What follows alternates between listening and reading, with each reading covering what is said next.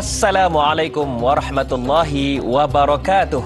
Allahumma salli wa sallim ala sayyidina wa habibina wa rasulina wa uswatina Muhammad wa ala alihi wa sahbihi ajma'in. Apa khabar tuan-tuan dan puan-puan para penonton Tanyalah Ustaz? Alhamdulillah sihat ya.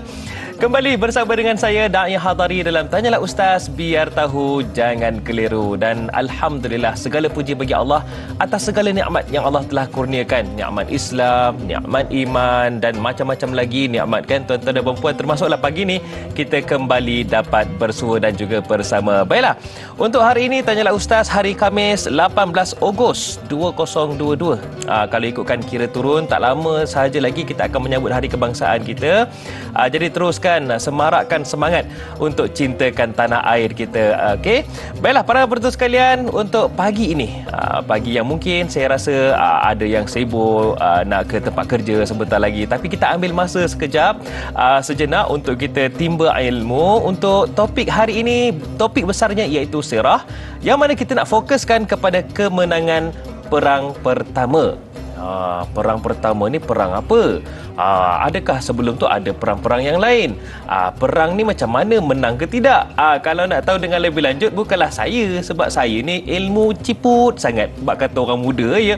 Jadi para penonton sekalian, untuk kita dapatkan ilmu dan pencerahan tentang kemenangan pertama, topik syarah kita pada pagi ini, saya bersama dengan dari jauh, dari selatan tanah air. Semalam katanya lepas maghrib baru sampai sini, Al-Fadhil Ustaz Nur Effendi Hamid. Assalamualaikum Ustaz. Assalamualaikum warahmatullahi wabarakatuh. Sihat Ustaz ya? Alhamdulillah sihat. Alhamdulillah. Dia tengok da'i tu ceria tu, kita pun sihat alhamdulillah. Saya ni sebenarnya Ustaz tak sabar ni nak tahu ni Ustaz tentang kemenangan perang pertama ni Ustaz. Sebab bagi saya, kita dah daripada kecil dah diceritakan tentang sirah ini, dan saya yakin para penonton pun tak sabar nak kongsikan ni, nak berkongsi ni Ustaz ya. InsyaAllah. Cuma ya Ustaz, dan juga para penonton sekalian, kalau ada soalan nak ditanyakan, kami amat alu-alukan. Caranya bagaimana Da'i Hadari? Senang saja tuan-tuan dan puan-puan, anda boleh sahaja tinggalkan soalan anda di ruangan komen di Facebook rasmi kami Tanyalah Ustaz TV3. InsyaAllah. Cumanya ingatan mesra saya, soalan tu pastikan ringkas dan padat. Ya, insyaAllah. Baiklah, dengan lafaz Bismillahirrahmanirrahim Ustaz, topik pagi ini sirah kemenangan perang pertama. Saya nak bawa para penonton dan juga ramai yang menonton ketika ini, kenapa, apa relevannya kita sembangkan, dapatkan ilmu berkaitan dengan topik pada pagi ini Ustaz. Silakan. Baik, terima kasih Da'i Hadari. Bismillahirrahmanirrahim. Alhamdulillahirabbil alamin, wassalatu wassalamu ala sayyidil anbiya'i wal mursalin wa ala alihi wa sahbihi ajma'in. Assalamualaikum warahmatullahi wabarakatuh. Para penonton yang dirahmati Allah Subhanahu wa taala sekalian, apakah relevannya dibincangkan tajuk peperangan Badar ni? Seperti mana yang Da'i Hadari tanyakan tadi, mungkin ada penonton yang tertanya-tanya, sudah 1400 tahun yang berlalu, peperangan Badar ni kenapa masih dibincangkan, kenapa tak dibincangkan tajuk-tajuk yang terkini dan sebagainya. Baik tuan-tuan, puan-puan, para penonton yang dirahmati Allah Subhanahu wa taala sekalian, sirah adalah perkara yang sangat penting dalam kehidupan setiap orang Islam. Kerana itu ulama-ulama terdahulu, termasuk Imam Zainal Abidin dan juga semua ulama-ulama yang terdahulu, ramai yang menyebutkan bahawa kami dahulu kunna nu'allimu siratan Nabi sallallahu alaihi wasallam wa maghaziyan Nabi sallallahu alaihi wasallam kama nu'allimu suratan minal Quran. Maksudnya kami dulu, kami iaitu di zaman as-sahabah dan juga zaman tabi'in dan juga tabi'in dan ulama-ulama yang terdahulu, kami dahulu mengajar anak-anak murid kami, mengajar anak-anak kami, mengajar keluarga kami tentang sirah Nabi sallallahu alaihi wasallam, tentang peperangan-peperangan Nabi sallallahu alaihi wasallam, seperti mana kami mengajar anak-anak kami surah demi surah Al-Quran. Sampai tahap begitu sekali pentingnya, iaitu dalam majlis-majlis ilmu yang diwujudkan di rumah-rumah mereka, yang disebut sebagai majlis ta'lim pada anak-anak, ta'lim kepada keluarga. Salah satu perbincangan yang mereka bincangkan ialah tentang sirah Nabi sallallahu alaihi wasallam. Kerana tuan-tuan, puan-puan, para penonton rahmat Allah SWT sekalian, kita selalu sebut bahawa kita perlu faham Al-Quran dan hadis. Tapi sebenarnya untuk memahami Al-Quran dan hadis, kita perlu memahami mengikut sirah para sahabat radhiyallahu anhum. Kerana mereka yang lebih memahami apa maksud Al-Quran, apa maksud hadis. Dan kerana itu dalam sirah ni juga sebenarnya adanya tatbiq amali li syariah. Maksudnya praktikal secara amali tentang syariah Nabi sallallahu alaihi wasallam, syariah Islam ni. Al-Quran, apa yang dikehendaki oleh Quran tentang perang tu sendiri contohnya, tentang solat, tentang apa sahaja kehidupan, akhlak dan sebagainya, maka disyarahkan oleh Nabi sallallahu alaihi wasallam. Maka apa yang Nabi sallallahu alaihi wasallam lakukan dinukilkan oleh para sahabat. Maka begitulah berlakunya sirah Nabi sallallahu alaihi wasallam. Kehidupan Nabi sallallahu alaihi wasallam yang kita cintai, yang kita muliakan itu, iaitu secara umumnya para sahabat dan juga ulama meriwayatkan kehidupan Nabi ini secara surah Nabi, iaitu para serupa Nabi. Rambut Nabi macam mana, hatta begitu pun diriwayatkan. Kerana orang yang cinta ni, apabila dah cinta tu, maka dia akan membincangkan setiap perkara, Termasuk para serupa. termasuk para serupa. Bagaimana jubah Nabi SAW, bagaimana cara jalan Nabi SAW. Dipanggil surah kehidupan dari sudut surah Nabi SAW yang banyak dibincangkan dalam kitab-kitab Asy-Syama'il Al-Muhammadiyah.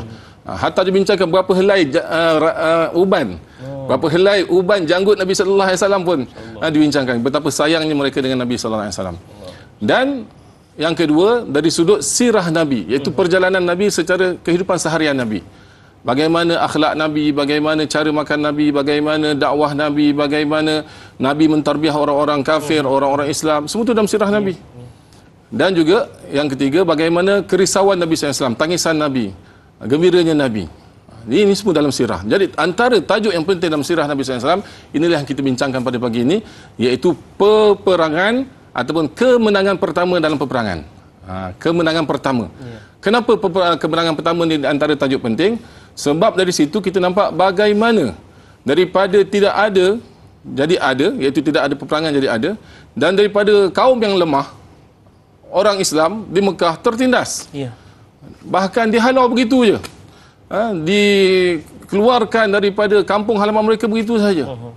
Hatta mereka ni sampai lari ke Habsyah, lari ke Madinah. Nabi SAW pernah cari tempat hijrah di Taif. Tapi dari lemah itu tadi, dari zero tadi, telah jadi hero. Bagaimana boleh tercetusnya perkara ini? Ini yang kita nak belajar. Itu yang relevannya.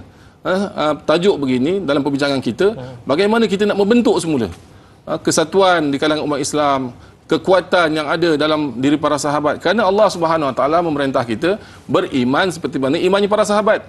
Aminu kama amanan nas. Hendaklah kamu beriman seperti mana imannya manusia di zaman Nabi sallallahu alaihi wasallam. Itu para sahabat radhiyallahu majma'in. Fa in amanu bimithli ma amantum bihi faqad ihtadaw. Sekiranya kamu beriman, sekiranya mereka iaitu umat ini beriman seperti mana kamu wahai para sahabat telah beriman, maka ketika itulah umat ini telah dapat hidayat.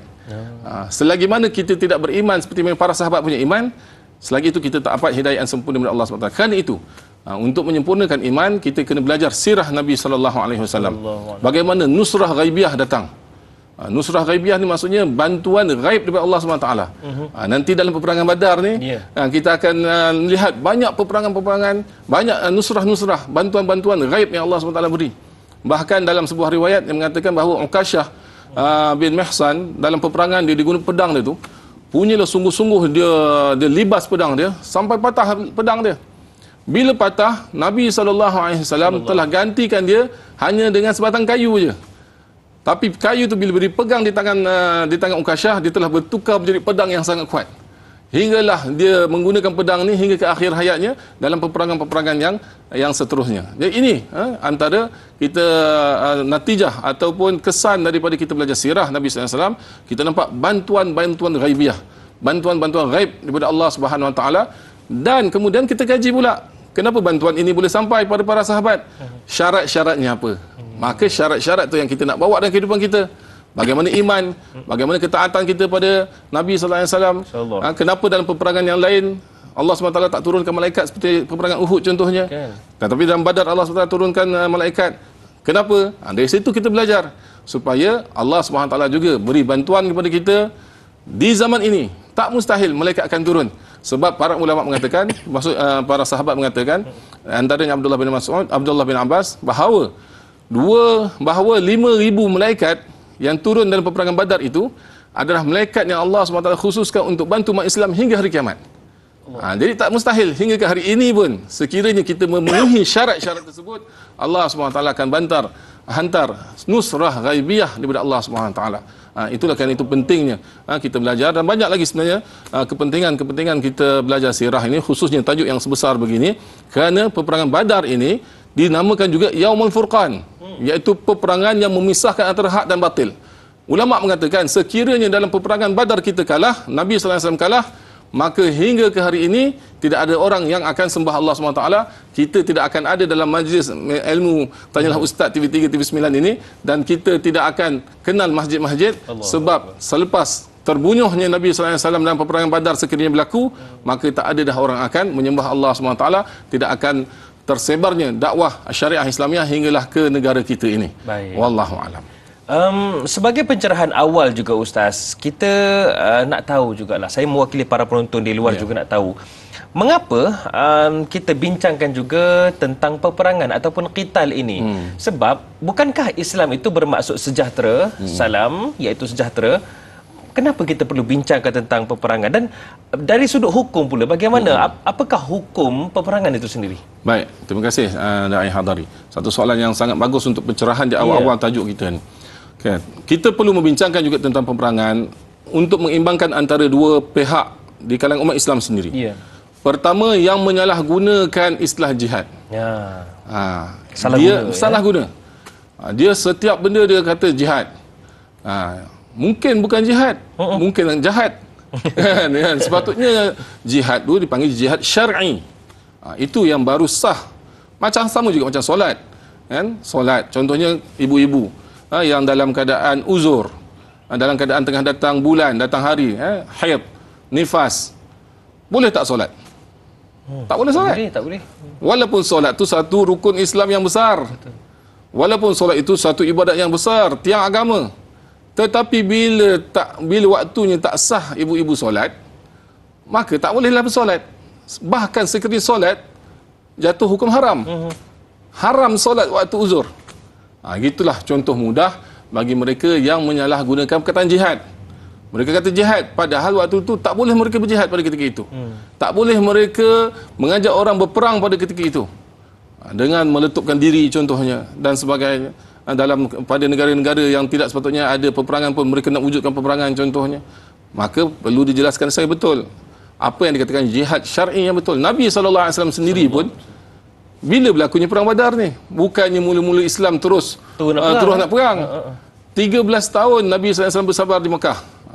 Kan itu ulama meringkaskan marahil ataupun tahap-tahap peringkat-peringkat di syariat jihad ni ada 4. Yang pertama sekali tahap bersabar. Kena sabar. Orang buat apa pun sabar. 13 tahun Nabi SAW bersabar dan menghadapinya dengan dakwah 100%. Tak ada cara lain. Nabi SAW menggunakan dengan pendekatan dakwah dan dakwah. Jumpa orang suka dan jumpa orang tak suka. Jumpa sesiapa sahaja menceritakan tentang ketauhidan pada Allah SWT. Ya ayuhan nas, qulu la ilaha illallah tuflihu. Ini pun jihad juga sebenarnya. Bukanlah jihad itu sepatutnya, bukanlah jihad itu maksudnya hanya dengan peperangan. Kerana jihad maksudnya bersusah payah untuk agama. Bermujahadah. Dan satu lagi ada jihad qitali, barulah cerita jihad perang. Bukan sahaja jihad tu hanya dengan saif, iaitu dengan pedang, dengan senjata. Jihad juga dengan kalam. Jadi kita nak imbangkan antara satu pihak yang terlampau dalam semangat jihadnya hingga menyalahgunakan perkataan jihad, dan juga satu lagi untuk mengingatkan umat Islam yang langsung tak ada fikir tentang jihad. Langsung tak ada tentang nak fikir tentang memperjuangkan agama Allah SWT. Sibuk dengan kelalaian-kelalaian tertentu. Jadi kita perlu cerita juga supaya dengan kita mengimbangkan yang salah jadi betul, yang tak ada langsung fikir untuk berjuang dengan untuk agama Allah Taala, ada juga mula fikir-fikir bagaimana untuk berjuang ya Allah Subhanahu Wa Taala. Di samping mempelajari hukum hakam yang sebenar tentang jihad, seperti yang kita sebut tadi, peringkat yang pertama sabar 13 tahun.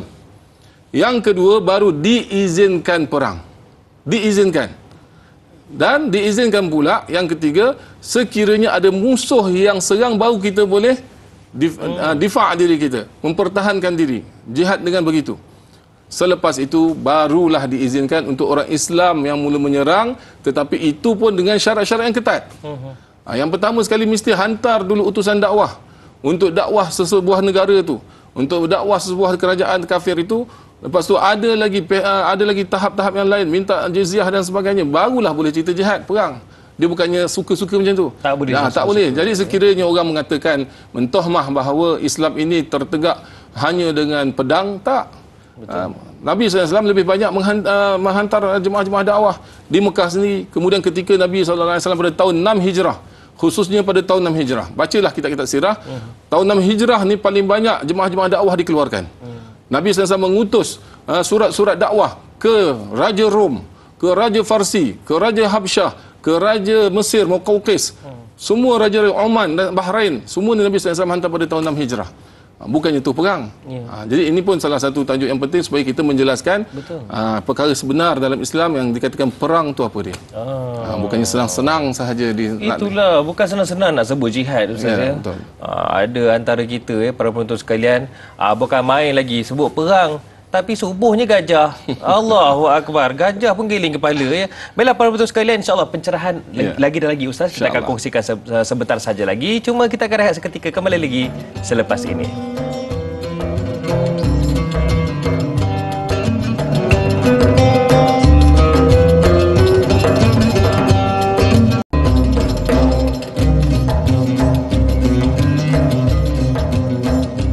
Alhamdulillah, terima kasih para penonton sekalian kerana masih terus setia menonton Tanyalah Ustaz. Biar tahu, jangan keliru. Perasan atau tidak, setiap pagi kami bawa topik yang berbeza untuk kita sembang-sembangkan, dapatkan ilmu di sebaliknya. Bahkan kita bawakan juga ahli panel yang berbeza latar belakang. Macam pagi ni, kita bersama dengan Al-Fadhil Ustaz Nur Effendi Hamid. Baiklah, Ustaz. Ya. Tadi satu pencerahan yang sangat istimewa sebab baru kita tahu qital ni sebenarnya dan macam mana dari sudut pandangan Islam, jihad tu macam mana. Kemudian Ustaz sendiri ada kongsikan bagaimana pentingnya kita memahami sirah dan juga mempelajari sirah itu sebab ia adalah sesuatu yang penting untuk kita tahu latar belakang Islam itu sendiri, identiti kita. Cumanya Ustaz, ada soalan daripada Razali Zali Ismail ni, soalan di Facebook. Katanya, mengapa zaman Nabi Muhammad SAW disebut sebagai perang pertama? Adakah tiada peperangan pada zaman Nabi-Nabi terdahulu, Ustaz? Silakan. Baik. Alhamdulillah, satu soalan yang baik daripada Razali Zali Ismail. Masya Allah. Sebenarnya perbincangan kita ni ialah tentang peperangan yang berlaku pada umat Nabi SAW, umat Nabi Muhammad SAW, umat kita lah, kita ni. Itu yang disebut dalam tajuk kita ni dengan tajuk kemenangan pertama dalam peperangan. Bermakna peperangan yang berlaku di zaman Nabi SAW. Kalau kita nak bincangkan tajuk Nabi-Nabi sebelum ni, berjam-jam tak habis. Tak cukup sejam. Tak cukup sejam, 2 jam ni. Dari sebelum zaman Nabi SAW pun ada peperangan, khususnya Nabi Daud AS. Seperti mana kita tahu peperangan antara Jalut dan Talut. Waktu tu Nabi Daud masih kecil lagi. Wa qatala Daud Jalut wa atahu Allahul mulk. Allah SWT beritahu bahawa Nabi Daud AS telah membunuh Jalut. Wa qatala Daud Jalut, iaitu Daud telah membunuh Jalut. Itu satu peperangan yang pernah berlaku juga di zaman-zaman Nabi yang terdahulu. Tetapi untuk umat ini, peperangan seperti yang kita sebut tadi mempunyai melalui proses-proses tertentu. Dan apabila berlakunya perang pada tahun kedua, iaitu pada 17 Ramadan tahun kedua Hijrah, maka berlakulah perang yang dinamakan Perang Badar. Dan pada ketika itu Allah SWT memenangkan umat Islam dalam peperangan Badar. Maka telah menjadi satu tajuk yang viral pada ketika itu. Sebab apa? Seperti mana kita sebut awal-awal tadi, umat Islam ni asalnya lemah, dilihat lemah oleh orang-orang Arab di sekeliling. Jadi tiba-tiba yang lemah ni boleh menang. Yang lemah ni tiba-tiba boleh mengalahkan yang dikatakan kuat tu. Tak disangka-sangka. Kan itu satu tajuk perbualan yang besar. Bagaimana mereka boleh menang dan sebagainya. Di peperangan Badar ni pun sebenarnya bukannya Nabi SAW keluar untuk berperang. Itu pun satu benda yang menakjubkan juga orang-orang Arab di keliling ni, yang mana mereka masih melihat Muhammad ni betul tak betul.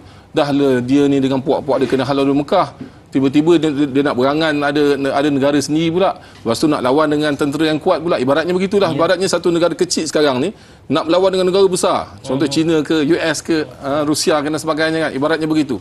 Jadi orang tengok je, tengah tengok ni, sekali tengok JDT lawan Liverpool, JDT boleh menang contohnya.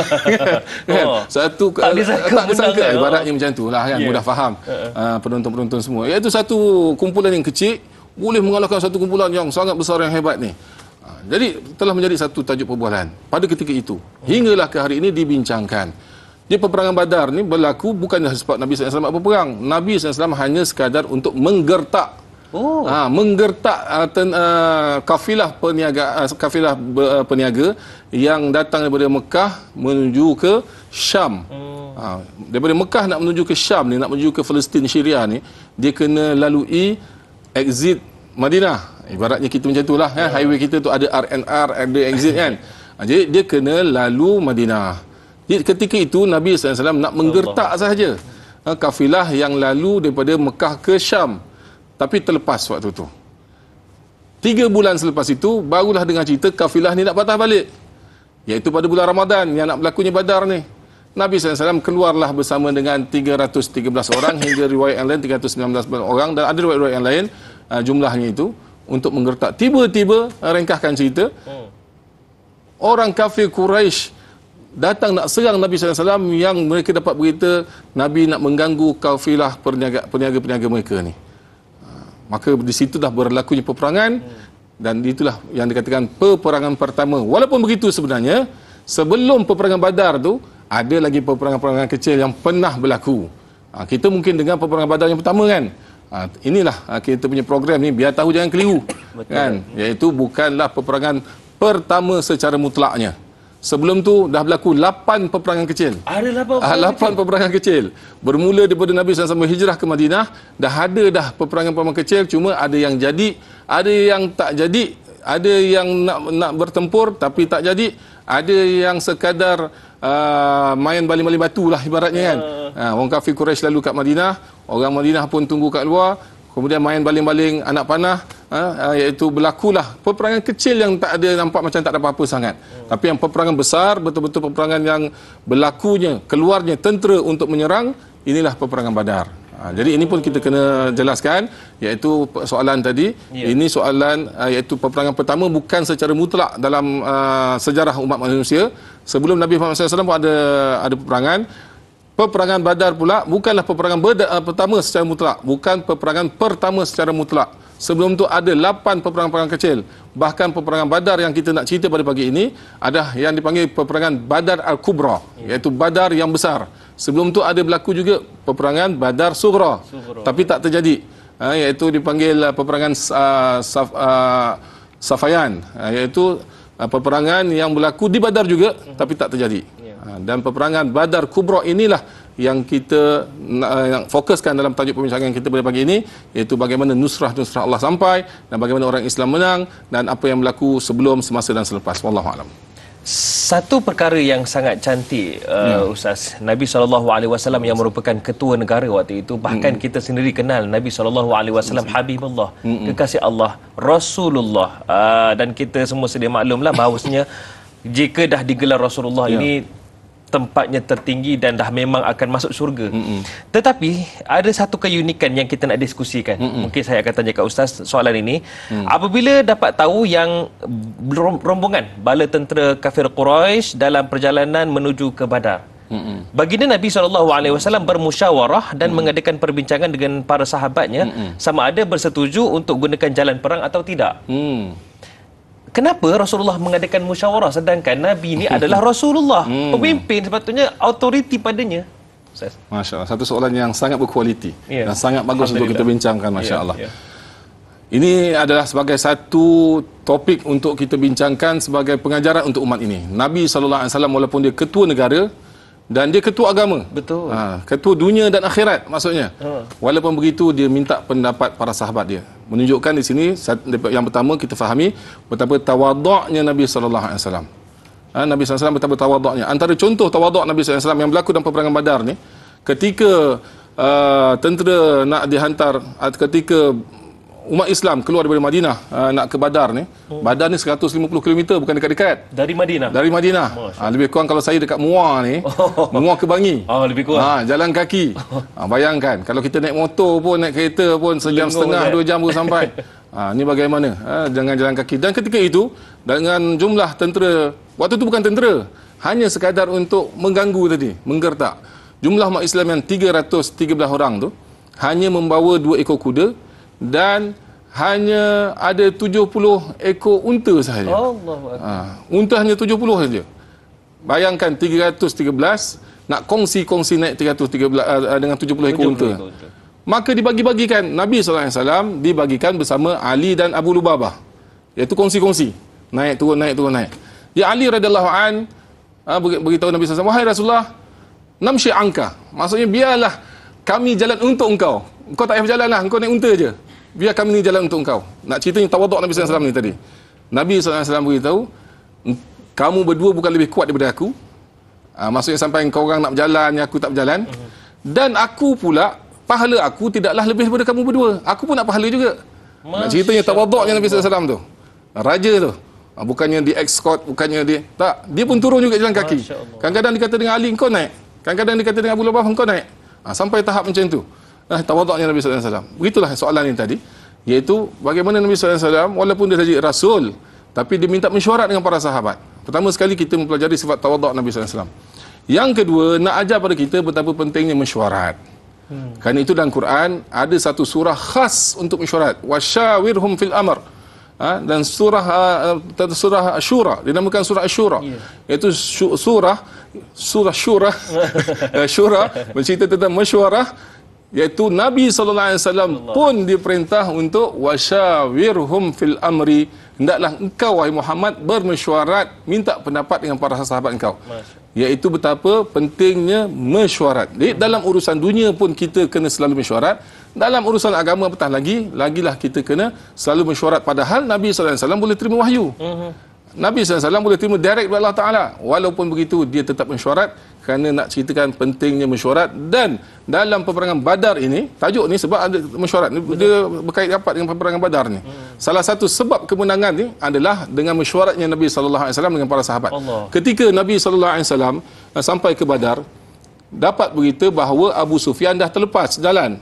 Dah terlepas, maksudnya sepatutnya nak tahan ni kafilah rombongan perniagaan yang dibawa oleh Abu Sufyan. Abu Sufyan bawa satu jumlah perniagaan, satu jumlah harta yang sangat banyak. Jadi apabila Abu Sufyan dengar cerita Nabi dan para sahabat dia telah keluar untuk mengganggu jalan dia tu, dia telah ambil jalan lain, jalan Yambuk, sekarang ni dipanggil Yambuk, iaitu jalan laut. Dah terlepas. Yang dia nak tahan ni terlepas. Dan Abu Sufyan telah menghantar satu orang yang bernama Damdam, bernama Damdam ni dia biasa, dia tanya, Abu Sufyan tanya, Damdam, engkau kalau daripada sini nak ke Mekah, engkau bawa unta, dia bawa unta waktu tu. Berapa lama engkau ambil masa? Dia kata biasa 2 minggu. Kata aku bayar engkau 5 lipat kali ganda. Dalam tempoh 2 hari kau kena sampai ke Mekah. Macam mana tu? Dalam tempoh 2 hari. Kalau kita bawa kereta tu, habis pecut tu. Kalau kancil tu tercabut enjin lah. Ibaratnya begitulah. Kan? Cuma ya Ustaz, kita nak tahulah Dom-Dom ni sampai ke tidak dalam masa 2 hari tu. Tapi selepas ini Ustaz, kalau anda nak tahu, dah makcik marah dah, kenapa Hatari potong ni? Tak apa, kejap je lagi para betul sekalian. Nak tahu jawapannya selepas ini, tanyalah Ustaz, biar tahu jangan keliru.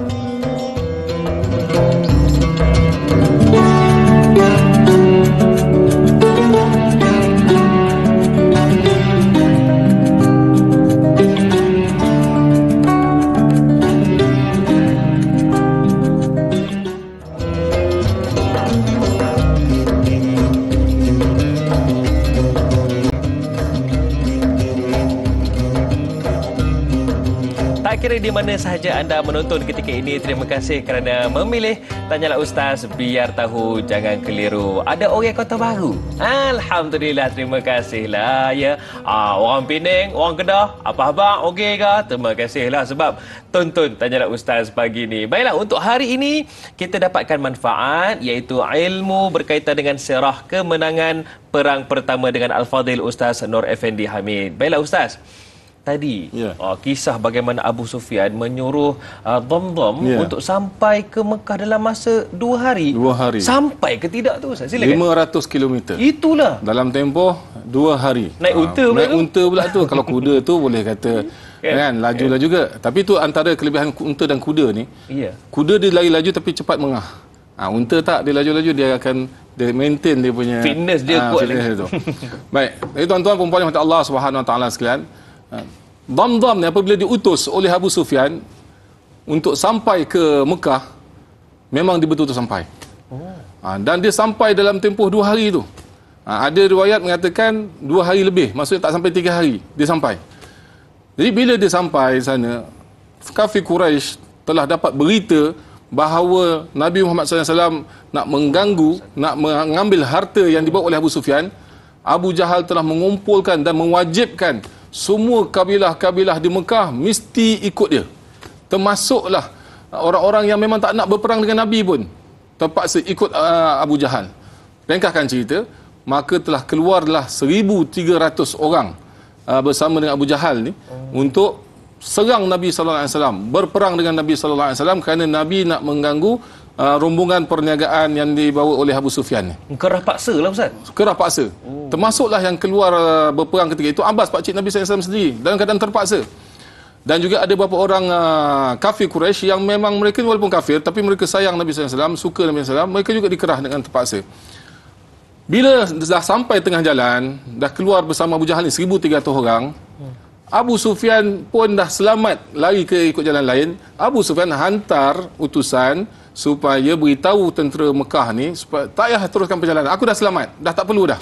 Tapi Abu Jahal dengan bongkaknya, dia kata apa? Tak, kita mesti teruskan perjalanan. Dan biarlah bila kita sampai kat sana, kalau Muhammad tak lawan dengan kita, kalau orang Islam tak lawan dengan kita, kita akan bersorak selama 3 hari kat sana. Kita akan berjoget, minum arak dan sebagainya kat sana. Orang Arab akan dengar cerita kita dan orang Arab akan rasa hebat dengan orang Mekah, akan rasa kita ni hebat, kuat, berani dan sebagainya, dan mereka akan menghina orang Islam. Jadi dengan bongkaknya dia bawa lagi yang meneruskan perjalanan. Tetapi 300 orang dari orang kafir Quraisy ni patah balik, dia kata tak payahlah, kalau tak berlaku perang tak payah. Harta kami dah selamat Abu Sufyan, kau nak pergilah. Jadi Abu Jahal pun pergilah bersama 1,000 orang. 1,000 orang ni pergi ke Badar. Ketika ini Nabi SAW dengar, wah, kita datang bukan nak perang. Senjata pun kita bawa setakat senjata sikit-sikit saja, untuk benda kecil-kecil je, bukannya untuk berlaku perang besar. Waktu inilah kembali pada soalan ni tadi. Nabi SAW bermesyuarat dengan para sahabat dan minta pendapat. Dia Abu Bakar pun telah beritahu, wahai Rasulullah, kami ikut aja keputusan kau. Kemudian Umar pun berkata yang sama. Kemudian Miqdad telah memberi satu perkataan semangat, kata-kata semangat pada Nabi SAW. Wahai Rasulullah, kami akan melakukan apa saja yang kau perintahkan. Kami tidak akan melakukan seperti mana Bani Israel telah cakapkan kepada Nabi Musa, idhab anta wa rabbuka faqatila inna hahuna qa'idun. Nabi Musa apabila ajak Bani Israel jihad, berperang, Bani Israel kata, wahai Musa, engkau pergilah dengan Tuhan kau berperang, kami duduk aja kat sini. Kami tak nak keluar berjihad, kami tak nak keluar berperang, kami tak nak keluar kerja Allah Subhanahu Wa Taala. Tapi kami, wahai Rasulullah, kami akan berkata, idhab anta wa rabbuka faqatila innana ma'aka muqatilun. Wahai Rasulullah, engkau dan bersama Tuhan kau pergilah berperang dan kami pasti akan ikut bersama engkau dan bersama Tuhan engkau berperang. Itu semangat kami. Rasulullah SAW suka apabila mendengar kata-kata Miqdad ni. Tapi waktu di Badar ni, ramainya orang Ansar, orang-orang Madinah. Muhajirin ni orang yang berhijrah dari Mekah ke Madinah. Orang Muhajirin hanya 81 ke 84 orang aja, 86 orang dalam riwayat berbeza. Tapi orang Muhajirin ni sampai 200 lebih daripada Aus dan Khazraj. Aus lebih kurang 61 orang, Khazraj ada 170 orang. Jadi ramai orang Ansar, orang Madinah. Nabi SAW tak naklah orang Muhajirin saja yang sokong Nabi, Ansar tak sokong.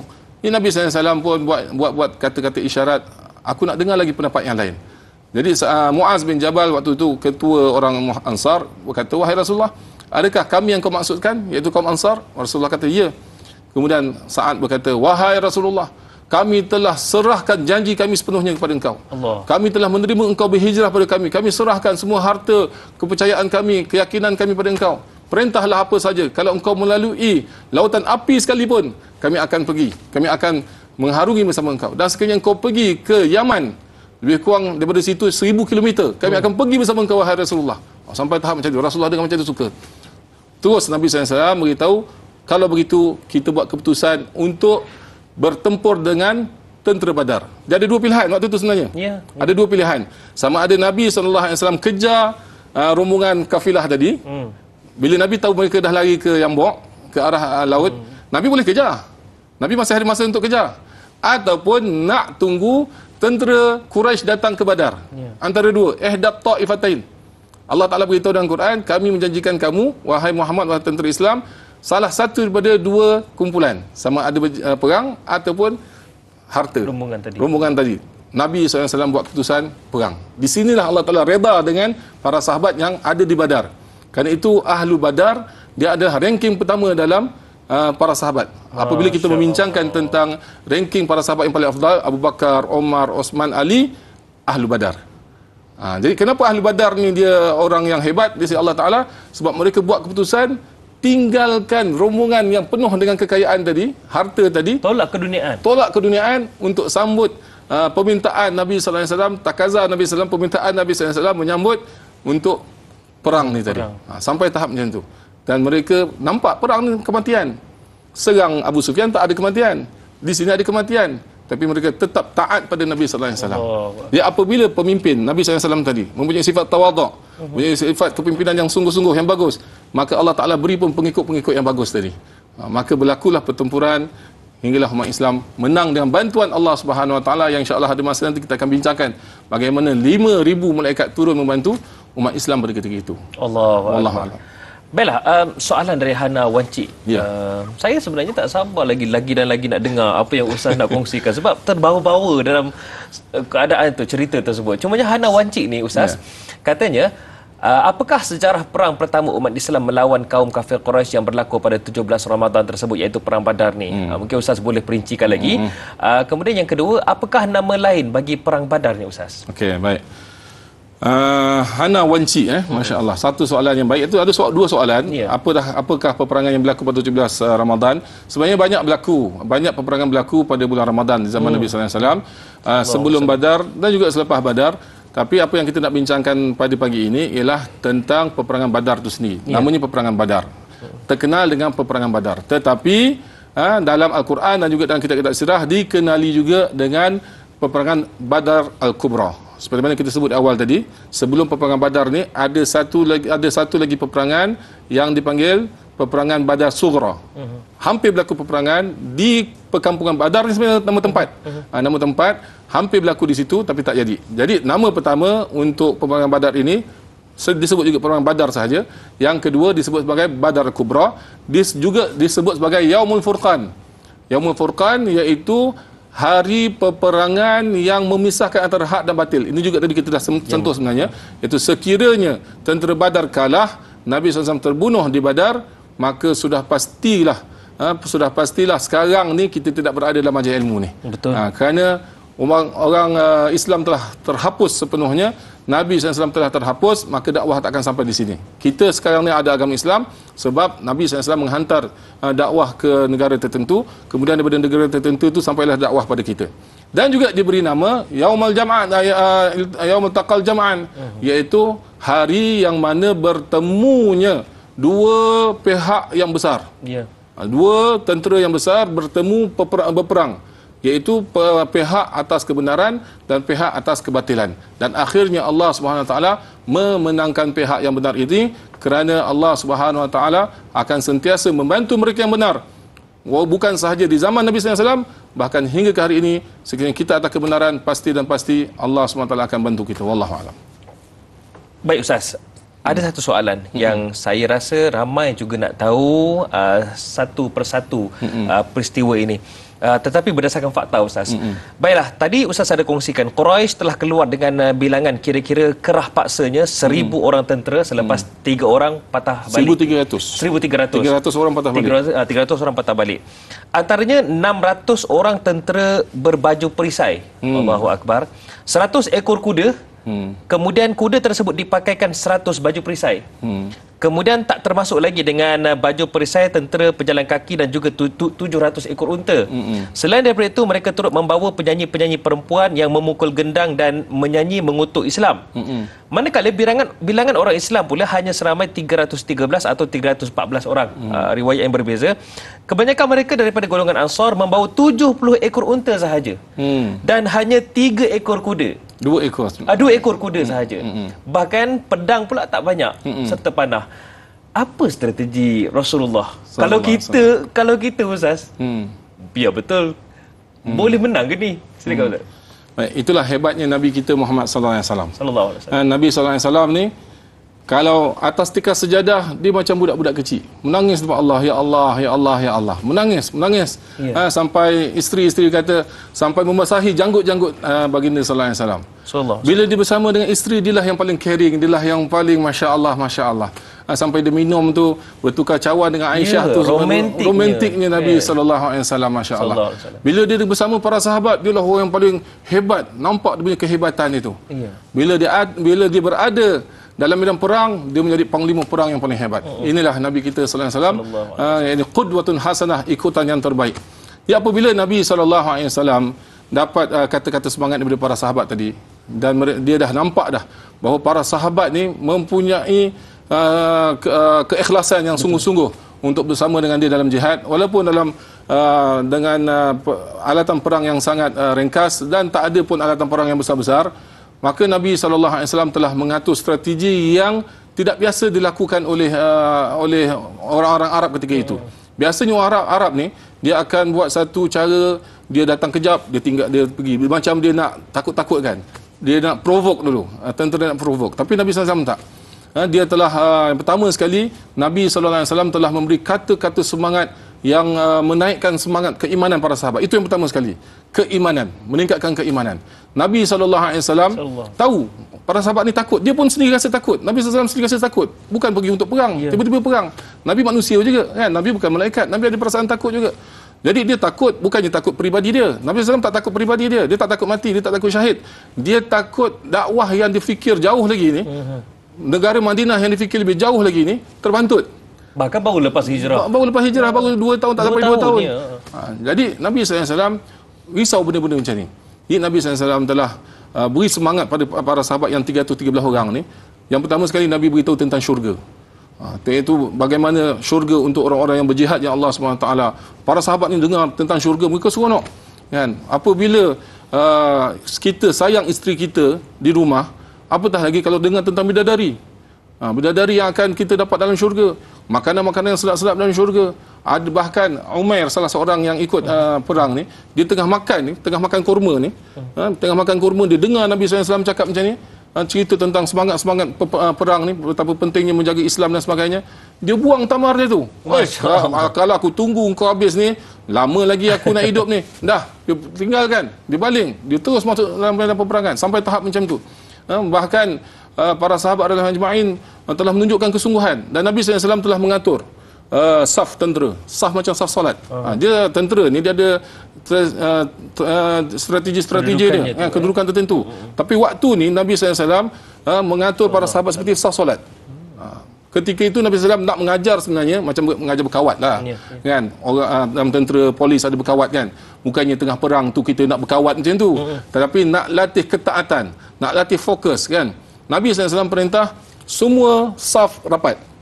Dia ada seorang sahabat ni, nama dia Sawad. Dalam sebuah riwayat mengatakan nama dia Sawad. Sawad ni terkedepan sikit. Mungkin dia macam setengah orang kan dia tak fokus sangat kan. Dia bergerak kan.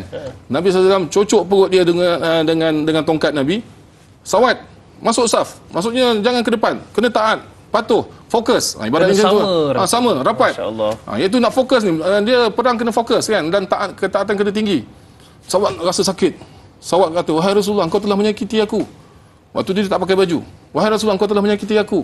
Aku nak balas balik." Ni cerita dia tawaduk Nabi SAW. Nabi kata, "Silakan wahai Sawad. Silakan." Sawad kata, "Wahai Rasulullah, aku tak pakai baju.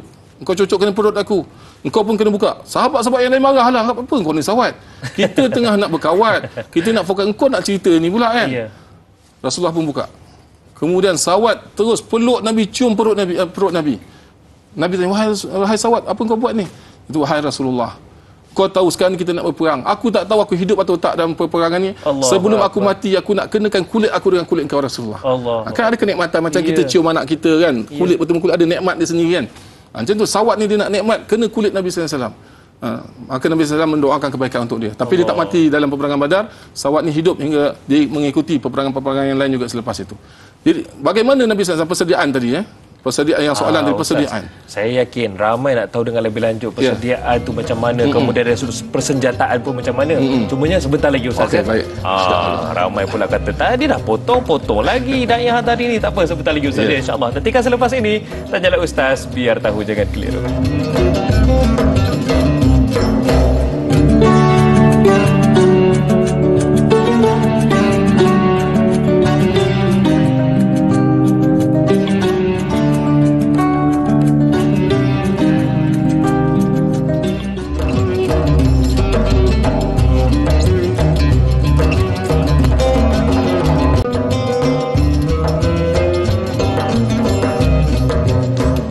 Alhamdulillah, seronoknya di hati saya sebab yang menonton Tanyalah Ustaz ada dari utara sampailah ke selatan, timur ke barat. Bahkan difahamkan ada yang menonton ketika ini, ada sahabat-sahabat dari Singapura. Apa khabar orang Singapura? Boleh komen sikit dekat live Facebook kita. Kemudian ada juga yang sekarang ni menonton dari Indonesia dan ada juga sahabat dari Brunei dan juga selatan Thailand. Terima kasih.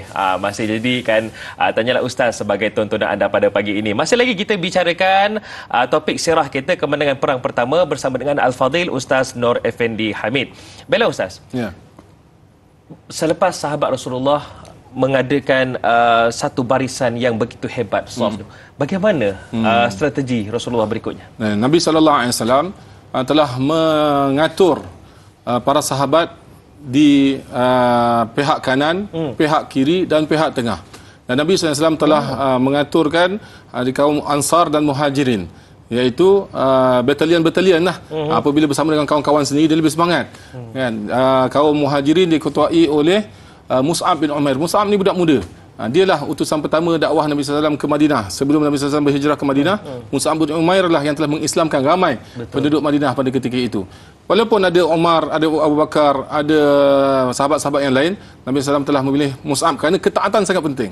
Dalam peperangan ni, ketaatan sangat-sangatlah penting. Walaupun dia budak muda, Nabi SAW telah letakkan dan telah pilih. Kemudian Nabi SAW telah pilih juga Muaz bin Jabal untuk mengetuai kaum Ansar, dan Nabi SAW telah mengaturkan. Nabi SAW telah memberi nasihat, beberapa nasihat. Nabi kata apa? Janganlah kamu mengguna anak-anak panah kecuali sekiranya betul-betul perlu sahaja. Kan kita dah kata tadi, Nabi SAW keluar bukan untuk berperang. Jadi tak bawa bahan-bahan atau alat-alat perang yang banyak. Jadi Nabi SAW telah memberi gambaran, telah memberi nasihat, telah memberi arahan ketenteraan, jangan menggunakan anak panah kecuali betul-betul perlu. Dan janganlah kamu memulakan serangan. Dia macam kita tengok perbezaan silat dengan tomoy kan. Kalau Muay ini dia lebih pada serang. Silat ni dia joget dulu, dia tunggu kau masuk, aku tepi kan. Kau serang kau kena, aku serang kau kena. Ibarat macam tu kan. Jadi Nabi SAW beri kata-kata nasihat-nasihat dan juga arahan-arahan ketenteraan, dan para sahabat mematuhi sepenuhnya. Hinggalah apabila berlakunya pertempuran, Nabi SAW berada dalam kemah dia, doa-doa, nangis-nangis. Kemudian Nabi SAW masuk ke medan perang. Nabi SAW ambil tanggungjawab dua. Satu, doa, tadarruk pada Allah SWT di kemah. Kemudian Nabi keluar dari kemah, Nabi tunjukkan depan para sahabat, aku pun perang. Ini pun salah satu sebab para sahabat semangat apabila mereka lihat ketua mereka sendiri, Nabi SAW sendiri, bersama-sama mereka. Bahkan Umar radhiyallahu anhu beritahu, aku nampak bahawa Nabi SAW ni lebih dekat dengan musuh berbanding dengan kami. Di barisan hadapan. Di barisan paling hadapan. Dan Nabi SAW yang ngacirkan tentera musuh pada ketika itu, apabila mereka dah berkucak kacir, barulah para sahabat mudah untuk serang mereka. Sampai tahap begitu sekali kehebatnya Nabi SAW dalam mengatur strategi. Bukan dia setakat lukis atas pasir je, kau sini, bukan. Bahkan dia sungguh-sungguh minta dengan Allah, dan dia sungguh-sungguh menunjukkan para sahabat inilah cara perang yang betul. Secara praktikalnya, secara amalinya. Allah, banyak sebenarnya apa yang panjang ceritanya. Jadi kita nak meraihkan lagi soalan-soalan yang lain. Kalau tak nanti jawab soalan dah ni. Bukan apa Ustaz. Saya terbayang saat kita dah cakap banyak ni kan. Sekarang kalau main bola pun simpanan. Bukan berada dalam padang. Aduh, susah juga. Baik Ustaz. Saziatul Siddiq di Facebook ni katanya, macam mana bentuk cabaran ataupun dugaan yang dihadapi ketika peperangan tersebut? Adakah selain daripada ketakutan tu, ialah gementar tu, apa cabaran-cabaran lain Ustaz? Bagus. Soalan daripada Saziatul Siddiq. Cabaran ni memang ada. Hidup kita ni pun memang hidup yang penuh dengan cabaran. Apatah lagi berada dalam keadaan perang pertama. Belum ada pengalaman lagi dalam perang. Tak pernah perang. Walaupun mereka ada buat latihan-latihan perang, tapi tak pernah berperang. Itu satu hal. Yang keduanya, asalnya pergi tu dalam keadaan gembira. Gembira sebab apa? Nak dapat harta. Harta yang diambil oleh Abu Sufyan. Mungkin ada yang tertanya, walaupun mungkin tak ada dalam soalan, dan juga mungkin ada yang tertanya, kenapa Rasulullah nak kacau harta Abu Sufyan? Bagus ke? Kenapa nak ambil harta? Ini soalan yang penting juga sebenarnya dalam peperangan Badar ni, iaitu sebenarnya harta yang dibawa oleh Abu Sufyan ni kebanyakannya adalah harta yang ditinggalkan oleh orang Islam di Mekah dulu. Mereka rampas harta-harta yang ditinggalkan para sahabat dulu bila berhijrah. Harta-harta yang besar-besar mereka tinggalkan. Mereka setakat bawa benda-benda penting, berhijrah dengan kuda, unta ataupun jalan kaki, benda besar-besar mereka tinggalkan. Dan mereka memperdagangkan. Jadi Nabi SAW nak ambil hak umat Islam. Nak ambil balik. Hak balik, ambil balik. Jadi cabarannya, kembali pada soalan tadi, para sahabat yang 313 orang ni, Nabi SAW waktu tu tak wajibkan ikut dia. Waktu Nabi seru untuk pergi ke Badar, Nabi tak ajak secara wajib. Tak kata mesti istinfar. Istinfar maksudnya Nabi mewajibkan keluar bersama dia. Tapi ketika ini Nabi SAW secara spontan beritahu, siapa yang kenderaan dia dah cukup, dah sedia, boleh gerak sekarang, mereka sahaja ikut aku. Jadi adalah 313 orang ni yang dah sedia dia, terus bergerak dengan Nabi SAW, ambil apa yang ada, pedang-pedang apa yang ada sangkut-sangkut kat situ ambil, tak perlu asah-asah apa semua. Jadi satu perasaan semangat gembira nak dapat harta. Tetapi bila sampai ke medan ke Badar, lain cerita dia. Dahlah Abu Sufyan terlepas, datang pula tentera untuk serang. Bagaimana? Ini pun cabaran, gembira bertukar jadi sedih. Itu satu cabaran kuat tu. Kalau kita dah ada gambaran-gambaran nak berperang, kita ada persiapan. Ini peristiwa gembira bertukar jadi sedih. Menjadi takut. Jadi itu satu cabaran juga. Kemudian cabaran seterusnya, bagaimana apabila Nabi SAW buat keputusan untuk meneruskan peperangan dan akhirnya mereka telah bertemu dengan tentera-tentera ni dan mereka melihat tentera dalam keadaan cukup dengan peralatan perang. Dan seterusnya, cabaran kita ringkaskan, cabaran yang mendatang pada ketika Badar ini, apabila tentera Quraisy telah sampai, mereka mencabar untuk berperang secara mubarazah. Mubarazah ni maksudnya satu lawan satu. Sebelum berlaku pertempuran sengit antara semua tentera, dia panggil satu lawan satu, adat perang dulu macam tu. Jadi 3 orang, Utbah, anak dia Walid, dan juga adik dia Syaibah. Itu di pihak Quraisy. Pihak Quraisy telah keluar dicabar. Sebenarnya sebelum 3 orang keluar cabar ni, ada satu orang Al-Aswad, iaitu daripada pihak musuh, pihak Quraisy, dia nak pergi ke telaga di pihak tentera Islam. Dia nak rosakkan telaga tu supaya orang Islam tak ada air untuk minum dan sebagainya. Jadi Hamzah telah sekat dia dan telah bunuh dia. Jadi orang kafir Quraisy marah. Keluarlah Utbah ni tadi. Utbah ni yang paling marahlah ketika itu. Dia pun keluarlah bersama dengan adik dia sendiri iaitu Syaibah dan anak dia Al-Walid. Bersama-sama dia cabar. Sini lawan, satu lawan satu. Kan? Maka keluarlah 3 orang pemuda daripada Ansar. 3 orang pemuda, salah seorangnya adalah Muawiz.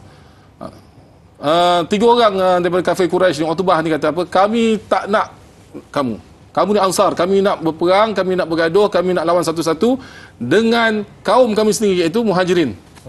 Mana orang Muhajirin? Lawan kami. Maka keluarlah Nabi SAW perintahkan Ali, Hamzah bin Abi Talib dan Ubaidah. Ali lawan dengan Syaibah, Hamzah lawan dengan Utbah, dan Ubaidah lawan dengan Walid. Walid lawan dengan Walid. Apabila Hamzah mulakan, Hamzah ni dia memang bukan calang-calang kan. Dia libas sekali je matilah Utbah. Dan kemudian Ali pun sama juga, bukan calang-calang kan. Syaibah sedang-sedang aja digugurkan.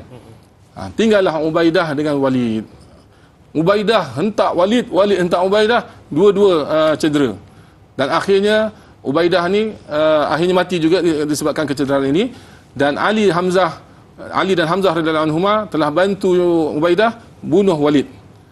Ketika itulah mula tercetusnya perang yang besar antara tentera kufar Quraisy dengan tentera Islam. Itu antara cabaran-cabaran yang berlaku, dan akhirnya Allah Subhanahu Wa Taala apabila melihat kesungguhan mereka ni, Allah Taala hantarkan bantuan-bantuan ghaibiah yang insya-Allah kita akan sambung nanti insya-Allah. Baik, bila sebut tentang bantuan tu Ustaz, tak sabar pula saya nak tahu bagaimana antara bantuannya. Dan bayangkan ya para penonton sekalian, dengan izin filem box office, iaitu Mat Kilau pun kalau kita tengok pun bagaimana seronoknya jalan cerita tu, ini kan pula kisah peperangan Badar ni. Allahu Akbar. InsyaAllah kita akan sambung sebentar saja lagi Ustaz. Jadi kita akan tamat di TV3 dan sambungannya di TV9 sebentar sahaja lagi. Jadi teruskan bersama dengan kami. Kembali lagi selepas ini, Tanyalah Ustaz, biar tahu jangan keliru.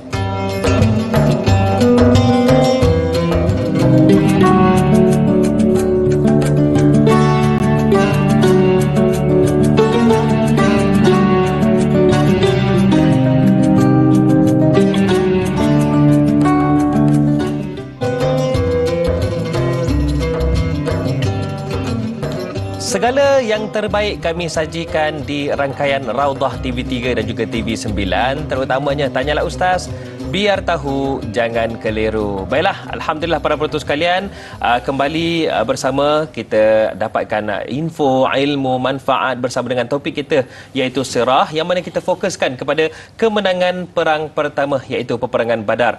Dan alhamdulillah kita juga masih bersama dengan Al-Fadhil Ustaz Nur Effendi Hamid. Baiklah Ustaz, ini separuh masa kedua lah ni. Kalau dikirakan dalam bola sepak ni Ustaz ya. Allah Subhanahu Wa Taala berfirman dalam Al-Quran, a'udzubillahi minasyaitonirrajim. Mafhumnya, sesungguhnya aku akan mendatangkan bala bantuan kepada kamu dengan 1000 malaikat yang datang berturut-turut. Surah Al-Anfal ayat 9. Ayat yang saya bacakan ni sebenarnya ada kaitan dengan soalan yang ditanyakan oleh Laila. Laila di La Rosa di Facebook katanya, adakah Allah menurunkan pertolongan yang besar dengan memberi kemenangan kepada kaum muslimin dalam peristiwa itu kerana keimanan kaum muslimin benar-benar diuji ketika itu, sedangkan bilangan pasukan kaum muslimin amat sedikit dan kelengkapan peperangan juga tidak lengkap. Mohon Ustaz kongsikan. Ya, masya-Allah. Ayat yang Dai Aiman bacakan terjemahannya tadi, Allah SWT firman, "Idz tastaghithuna rabbakum fastajaba lakum anni mumiddukum bi alfi minal malaikati murdifin." Allahu akbar. Allah SWT beritahu, ingatlah ketika id tastaghithuna rabbakum, ketika kamu meminta istighathah daripada Allah SWT. Iaitu istighathah ni, dia adalah satu permintaan pertolongan yang mana sampai tahap tak ada bergantung apa-apa dah selain daripada Allah SWT. Sepenuhnya pengharapan. Sepenuhnya, tak ada fikir selain daripada Allah Ta'ala, tak ada langsung. Tak ada terfikir senjata sahabat-sahabat aku pandai berperang ke, sahabat aku ni ada senjata hebat ke, langsung tak ada. Sepenuhnya harapan pada Allah SWT. Ini pun salah satu syarat, iaitu ketika kamu istighathah sepenuhnya hati kamu dengan Allah SWT. Idz tastaghithuna rabbakum fastajaba lakum. Maka Allah SWT beritahu, Allah Ta'ala telah istijabahkan, telah mustajabkan, telah terima permintaan kamu tu. Istastaghithuna rabbakum fastajaba lakum anni mumiddukum bi alfin. Aku pasti akan membantu kamu, memberi madat pada kamu, membantu kamu dengan bi alfin minal malaikah, daripada bantuan 1000 malaikat. 1000 malaikat ni kalau ikutkan dah cukup dah. Jibril seorang satu pun dah cukup dah sebenarnya kan. Tapi Allah Taala nak menunjukkan kesungguhannya. Allah SWT pasti akan membantu umat Islam. In tansurullaha yansurkum wa yuthabbit aqdamakum. Sekiranya kamu membantu agama Allah, pasti dan pasti dan pasti Allah Ta'ala akan bantu kamu. Jadi untuk menunjukkan kepastian ni, hantar Jibril satu pun dah cukup dah. Tapi Allah Ta'ala hantar 1000 malaikat, yang mana dikatakan 1000 ini 500 diketuai oleh Jibril sendiri, 500 oleh Mikail, ketua-ketua malaikat ni. Dan tidak cukup setakat itu, sebenarnya cukup. Allah Ta'ala nak menunjukkan lagi gembiranya Allah Ta'ala dengan tentera Badar ni yang telah mengorbankan dunia tadi semata-mata untuk taat pada Nabi SAW. Maka dalam surah Ali Imran, Allah Ta'ala sebut lagi, ketika ittaqul lil mu'minin allan yakfiyakum ayyumidakum rabbukum bi thalathati minal malaikati, iaitu Allah SWT beritahu kami akan bantu dengan 3000 malaikat.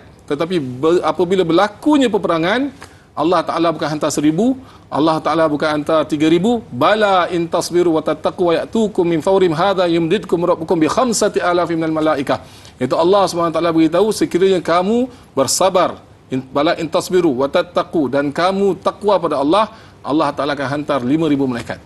Maka yang datang bukan 1000, bukan 3000, tapi 5000 malaikat. Dan malaikat ni datang, tuan-tuan, puan-puan, Allah sekalian, dalam keadaan meniru pakaian orang Islam. Masya Allah. Kerana nak menunjukkan gembiranya mereka. Mereka boleh pakai apa saja, ataupun terpulanglah mereka malaikat kan.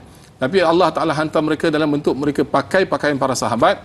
Mereka berpakaian jubah putih dan berserban putih. Berserban putih. Hari itu sebenarnya saya niat nak pakai serban ni supaya kita cerita ni nampaknya. Nampaklah kat situ kan. Berpakaian putih dan serban putih. Dan dalam riwayat yang lain, ada sebahagian malaikat datang dengan berpakaian serban seperti mana serbannya Zubair. Zubair bin Awam. Zubair bin Awam ni kan tadi kita kata kuda ada 2 ekor kan. Zubair. Dan Zubair ni betapa gembiranya para malaikat dengan Zubair punya pengorbanan. Sebahagian mereka pakai serban seperti mana warna Zubair punya serban, iaitu warna kuning. Warna kuning macam kata anda ini kan. Warna kuning tu dia pakai serban kuning. Jadi 3,000 malaikat ni kemudian datang 5,000 datang membantu para sahabat radhiyallahu ajma'in, yang mana para sahabat ni tak nampak malaikat, tapi mereka dengar kadang-kadang ada suara, aqdim haizum. Apa maksud aqdim? Majulah. Siapa maju? Haizum ni siapa? Haizum ni nama kuda Jibril. Jadi suara tu suara Jibril. Aqdim haizum. Iaitu nama kuda Jibril. Mungkin lepas ni kalau nak beli motor ke letak nama haizum kan. Semangat badar tu. Mesti lepas ni ada rasa ada tu yang letak haizum tu kan. Aqdim haizum. Jadi para sahabat dengar ni. Jadi bantuan yang Allah SWT beri ni bukannya calang-calang kan. Okey, mungkin ada yang bertanya kenapa di Badar sahaja ada malaikat yang turun macam ni, peperangan lain tak ada. Abdullah bin Abbas radhiyallahu anhu beritahu bahawa malaikat turun pada setiap peperangan Nabi SAW, dan juga termasuk peperangan yang lain. Hatta di zaman kita pun orang Islam kalau perang atas jalan yang betul, malaikat akan turun, tetapi mereka lihat. Cukup tak syarat seperti mana berlaku di pada Badar. Kerana itu Allah SWT beri syarat, bala in tasbiru wa tattaqu, sekiranya kamu bersabar dan kamu takwa, Allah Ta'ala pasti akan turunkan 5,000. Jadi apa yang berlaku di Uhud mereka tak bersabar. Nabi SAW dah perintah jangan turun daripada bukit ni, mereka turun, jadi malaikat tak bantu. Begitu juga dalam peperangan yang lain, malaikat ada yang bantu, hanya bantu Nabi sahaja, seperti di Hunain dan sebagainya. Mereka tidak bantu seperti mana bantunya mereka di Badar. Badar ni bantuan yang diturunkan oleh malaikat ni dahsyat, sampai mereka sendiri yang pancung. Ibn Abbas mengatakan malaikat tidak pernah membunuh kecuali dalam perang Badar, hanya dalam perang Badar sahaja. Dan malaikat sebenarnya tak pandai pun, tak pandai cara membunuh manusia. Allah SWT beritahu, fatabbitu, maka engkau tetapkanlah hati-hati orang-orang beriman, dan fadribu fawqal a'naq wadribu kullabanan. Allah Ta'ala ajar malaikat macam mana nak bunuh tentera-tentera musuh ni dengan pancung. Jadi sebahagian para sahabat meriwayatkan, iaitu yang ikut peperangan Badar ni, mereka kata apa? Ketika aku baru nak libas ni, ibaratnya baru keluar keris daripada sarung ni, kan? Kalau baru keluarkan keris daripada sarung aja, dah putus kepala orang tu. Itu yang berlaku dalam peperangan Badar. Dan apabila dia terjatuh, kami melihat depan mata kami, tiba-tiba hidung terpotong, tiba-tiba telinga terpotong, tiba-tiba tangan terpotong. Semuanya itu adalah kerana bantuan daripada malaikat tu tadi. Dan bantuan daripada malaikat ni bukan sahaja untuk membunuh kafir-kafir Quraisy, tetapi untuk tawan tentera-tentera Quraisy. Antaranya yang ditawan oleh malaikat ialah Abbas, pakcik Nabi tadi yang kita sebut. Dia sebenarnya dah masuk Islam sebenarnya Abbas ni, tapi dia sembunyikan keislaman dia, dan dia tak nak lah, pasal Abbas ni termasuk pembesar-pembesar Quraisy. Dia tak nak jadi isu dan sebagainya. Dia ikutnya pun terpaksa, macam kita sebut mula-mula tadi, dia keluar dan terpaksa. Jadi dia pun tak perang mana pun, malaikat telah menjaga Abbas ni dengan cara menawan dia. Jadi adalah orang yang konon-konon nampak dia yang tawan Abbas. Dia jumpa Nabi SAW, dia kata, wahai Rasulullah, aku yang tawan Abbas. Abbas kata, bukan kau yang tawan aku. Kemudian Abbas ditanya oleh Rasulullah, siapa yang tawan kau? Abbas beritahu, yang tawan aku adalah orang yang tak pernah aku nampak kecantikan dia. Aku tak pernah nampak pun pakaian yang sebersih itu. Maksudnya memang ditawan oleh malaikat. Dia yang nampak malaikat ni hanya orang kafir. Yang nampak malaikat yang kafir. Sebab apa? Kalau orang Islam nampak malaikat, mungkin dia dah malas tak berjuang dan sebagainya. Ya Allah Ta'ala izinkan orang kafir saja nampak malaikat. Yang dia nampak dan dipancung dan sebagainya. Dan syaitan ni sebenarnya dia yang memberi semangat pada kafir Quraisy untuk keluar 1,300 orang ni. Jadi dia menyerupai Suraqah. Dia menyerupai satu orang pemimpin daripada kaum kabilah Mekah yang bernama Suraqah bin Malik. Jadi apabila dia nampak bantuan Allah SWT kepada malaikat macam ni, kepada kaum muslimin, dia telah lari. Dalam riwayat mengatakan dia cempakkan diri dia dekat Laut Merah. Betapa tensionnya dia, takutnya satu sebab apa? Sepatutnya perang Badar ni akan menghancurkan Islam. Bermaksud selepas perang Badar ni dakwah takkan berjalan dah lagi. Islam takkan tersebar. Tapi dengan menangnya ni, syaitan dah tak boleh nak buat apa lah. Sebab tu dia rasa geram, marah pada diri sendiri dan takut, dan dia cempakkan diri dia dalam laut. Difahamkan juga Abu Jahal telah ditumpaskan oleh Abdullah bin Ibn Mas'ud, dan mungkin Ustaz boleh kongsikan sebentar saja lagi ya. Boleh. Nantikan selepas ini. Tanyalah Ustaz, biar tahu, jangan keliru.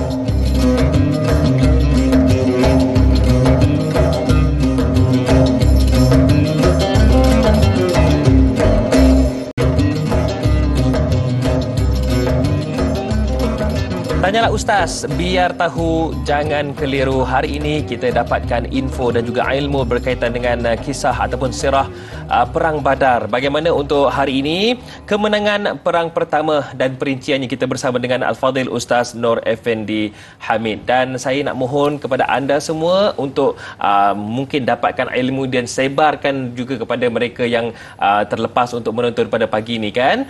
Dan kalau anda ke Facebook, apa yang kami kongsikan melalui live Facebook secara langsung, kita boleh juga kongsikan di laman sosial masing-masing, insya-Allah. Baiklah Ustaz. Ya. Bagaimana Abdullah Ibnu Mas'ud membunuh Abu Jahal? Kita nak tahu plot cerita tu bagaimana. Sebab ketika di Mekah bukan main lagi, Abu Jahal ni besar diri. Silakan Ustaz. Baik. Dalam peperangan Badar ni, yang kita sebut tadi, ketuanya adalah Abu Jahal. Ya. Abu Jahal ni nama dia Amr bin Hisham. Dan orang-orang kafir Quraisy panggil dia Abu Hakam, iaitu orang yang penuh hikmah, bijaksana lah, orang pandai. Tapi apabila dia menolak dakwah Nabi SAW dengan hujah-hujah yang bodoh, hujah-hujah yang maksudnya hujah-hujah yang remeh-temeh, tak masuk akal, yang tak boleh terima akal, iaitu dia menolak dakwah Nabi SAW kerana bukannya dia menerima dakwah, bukannya dia anggap diri dia betul, tapi kerana dia dengan kesombongan dia. Maka dia dipanggillah sebagai Abu Jahal. Abu Jahal, dan dialah yang telah kita sebut daripada awal tadi, dia yang telah menghasut dan mengajak orang kafir Quraisy yang lain untuk terus berperang di Badar. Dia apabila sampai sana, orang Islam ni dengan semangat nak bunuh ketua, dapat bunuh ketua tentera kafir ni, itulah paling hebat. Jadi ada dua orang anak muda. Tadi soalan tidak Abdullah bin Mas'ud kan? Tapi sebelum Abdullah bin Mas'ud bunuh Abu Jahal tu, sebenarnya ada peristiwa yang berlaku, iaitu dua orang anak muda daripada kaum Ansar, Muaz dan Muawidh. Mereka berdua ni orang Ansar, orang Madinah. Dia tak pernah kenal muka Abu Jahal ni. Mana satu Abu Jahal? Tak kenal. Jadi dia pun telah minta dengan telah bertanya pada Abdurrahman bin Auf. Wahai pak cik, dia panggil pak cik. Wahai pak cik, nampak sangat mudanya budak ni. Wahai pak cik, mana satu Abu Jahal? Buat apa engkau nak Abu Jahal? Kan? Kami dengar dia ni orang paling maki hamun Nabi. Kami tak boleh terima benda ni. Nabi orang baik, orang yang Nabi, orang yang hebat, pemimpin kami. Mana boleh dia kutuk Nabi? Kami nak pergi bunuh dia. Jadi Abdul Rahman bin Auf yang meriwayatkan cerita ni, dia kata, apabila aku nampak semangat dua orang anak muda ni, aku pun tenung-tenung lah kan, mana satu, mana dalam medan perang bukannya senang nak tengok orang kan. Kemudian dia Abdul Rahman bin Auf beritahu, itu yang atas kuda macam ni, itulah Abu Jahal. Maka Muaz dan Muawiz pun dua-dua telah pergi ke arah Abu Jahal dengan begitu berani, Ustaz? Dengan begitu berani. Dan untuk pergi ke arah sana tu perlu merentasi lautan tentera ni. Dan dia telah pergi terus, dan dia cantas kaki Abu Jahal. Abu Jahal jatuh dan mereka telah lukakan Abu Jahal, dan mereka berdua dengan gembiranya, Muaz dan Muawiz ni telah dengan gembiranya masuk kemah Nabi sallallahu alaihi wasallam. Seperti yang kita cerita tadi, Nabi kejap-kejap dalam kemah untuk atur strategi, kemudian Nabi keluar untuk berperang sama-sama. Dia telah jumpa Nabi sallallahu alaihi wasallam dan telah beritahu, wahai Rasulullah, kami telah bunuh Abu Jahal. Muaz kata, aku yang bunuh.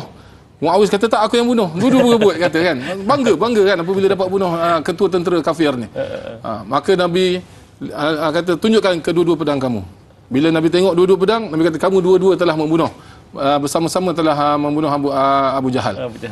Kemudian Nabi SAW untuk meyakinkan para sahabat yang lain bahawa Abu Jahal telah terbunuh, masuk ketua tentera dah terbunuh, maka Nabi beritahu, siapa di kalangan kamu yang kenal Abu Jahal, carilah di mana dia. Maka adalah beberapa orang sahabat yang pergi, termasuklah Abdullah bin Mas'ud. Abdullah bin Mas'ud ni, tuan-tuan, puan-puan, para penonton yang Allah SWT sekalian, seorang sahabat yang orang sahabat yang lain tengok dia ni macam cikai lah, bahasa mudahnya. Maksudnya orang yang tak kuat, kurus keteging, dia punya betis dia dipanggil apa ya, yang kurus, maksudnya nampak tulang aja lah macam tu. Bukannya satu orang yang gagah begitu. Jadi orang yang macam ni tiba-tiba masuk medan perang, tapi semangat yang kuat, Masya Allah. Dia pun cari mana Abu Jahal ni. Dia jumpa. Bila jumpa Abu Jahal, dia pun telah pijak atas Abu Jahal. Waktu tu Abu Jahal masih ada nyawa lagi, masih hidup lagi. Dia pijak. Kemudian Abu Jahal kata, wahai penggembala kambing. Penggembala kambing ni Abdullah bin Mas'ud lah. Dan juga Nabi SAW. Nabi SAW pernah menggembala kambing. Maksudnya satu perkataan yang hina. Wahai penggembala kambing, sampai beginikah kamu boleh naik darajat kamu. Maksudnya dulu kamu pengembala kambing, sekarang kamu boleh duduk atas aku, pijak aku, ketua Quraisy ni. Kan? Maka akhirnya ringkaskan cerita, Abdullah bin Mas'ud telah cantas kepala Abu Jahal ni, sebab ketika itu dalam peperangan Badar ni memang banyak peristiwa cantas kepala. Kerana malaikat yang dah cantas tu. Dalam peristiwa yang lain ada panah, ada hunus pedang dan sebagainya. Tapi dalam peperangan Badar ni dipotong kepalanya. Maka Abdullah bin Mas'ud meriwayatkan sendiri, aku telah angkat kepala Abu Jahal dan aku telah letak depan Nabi SAW, wahai Rasulullah, inilah bukti Abu Jahal telah aku bunuh. Maka Nabi SAW telah dengan gembiranya apabila melihat ketua tentera dah mati, maksudnya peperangan sebenarnya dah tamat dah. Kan? Peperangan dah tamat. Jadi orang kafir Quraisy pun lari lintang pukang. Sebab ketua dah tak ada. Sebab ketua dah tak ada. Orang Islam berbeza. Orang Islam punya strategi. Seperti mana dalam peperangan-peperangan yang lain, Nabi SAW dah beritahu kalau mati ketua ni, ganti ketua lain, ganti ketua lain. Tetapi orang Quraisy dia tak ada strategi tersebut. Dia apabila mati ketua tentera, semua dah kucak-kacir. Dan semua lagi lintang bukang, maka dapat terbunuhlah 70 orang kafir Quraisy dalam perang Badar. Boleh sebenarnya malaikat nak bunuh semua. Tapi ini peperangan ni, maksud peperangan bukan bunuh orang. Ini kita kena ingat. Maksud peperangan zaman Nabi SAW bukan bunuh, tetapi untuk menakutkan pihak musuh bahawa Islam ni kuat. Kami ada dakwah, kami ada kekuatan, kami ada tentera. Itu erti sebenar. Bukan erti sebenar jihad ni untuk bunuh. Kalau erti sebenar maksud daripada jihad ni untuk bunuh semua musuh, malaikat senang sekali libas zap semua mati 1000 orang kan. Tetapi maksud dia adalah untuk bagaimana umat manusia menerima dakwah. Kalau tak menerima dakwah pun tidak mengganggu umat Islam, tidak dengan mudah-mudahnya memperlekehkan umat Islam. Jadi 70 orang saja yang telah terbunuh. Itu pun ramai sebenarnya. Dan yang terbunuh tu kebanyakannya orang-orang besar, pembesar-pembesar Quraisy. Semua pembesar Quraisy terlibat dalam peperangan Badar kecuali Abu Lahab. Abu Lahab dia mati 7 hari selepas peperangan Badar.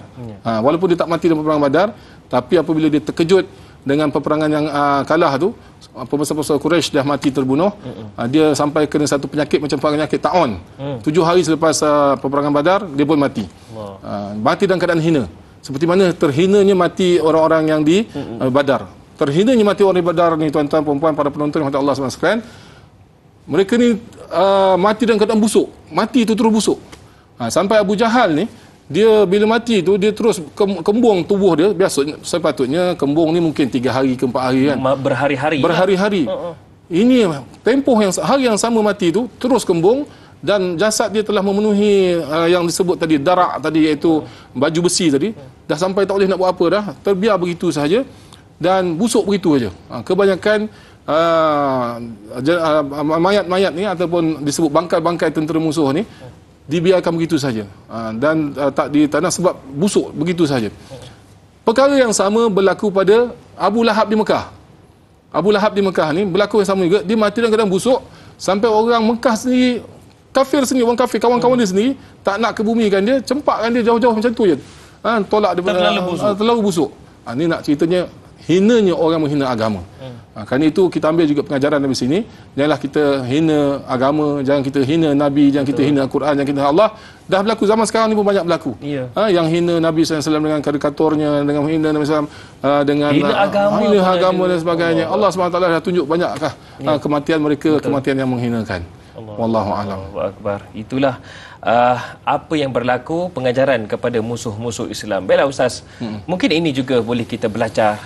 Adakah ini kisah pasca kemenangan lah, pasca peperangan.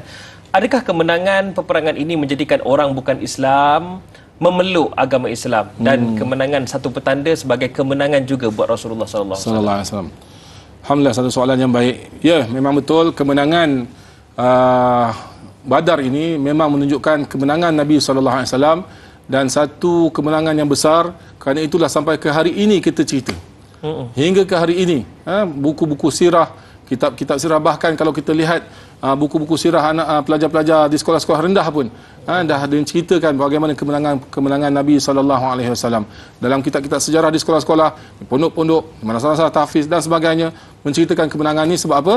Ini adalah pemisah antara kebenaran dan antara kebatilan. Dan dalam peperangan ini memang ada orang yang masuk Islam. Sebab seperti mana kita sebut tadi, perangnya Nabi SAW bukan bermaksud untuk bunuh. Bukan untuk bunuh. Perangnya Nabi SAW sebagai satu cara jalan dakwah juga. Dia punya maksud kepada dakwah. Perang ni salah satu wasilah untuk dakwah. Bukanlah perang ini maksud utama. Perang salah satu wasilah untuk dakwah. Apabila dakwah secara hikmah tak berjalan, secara nasihat tak jalan, apabila berdepan dengan orang-orang yang patut diperangi. Dia adalah salah satu wasilah untuk dakwah. Jadi adakah wasilah ini telah sampai masa kita sekarang?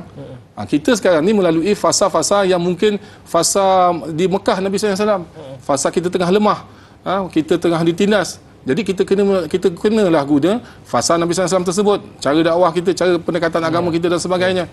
Jadi disebabkan perang Badar ni memang ada orang masuk Islam. Soalan tadi, iaitu salah seorangnya ialah satu orang musyrik yang masuk Islam sebelum peperangan Badar.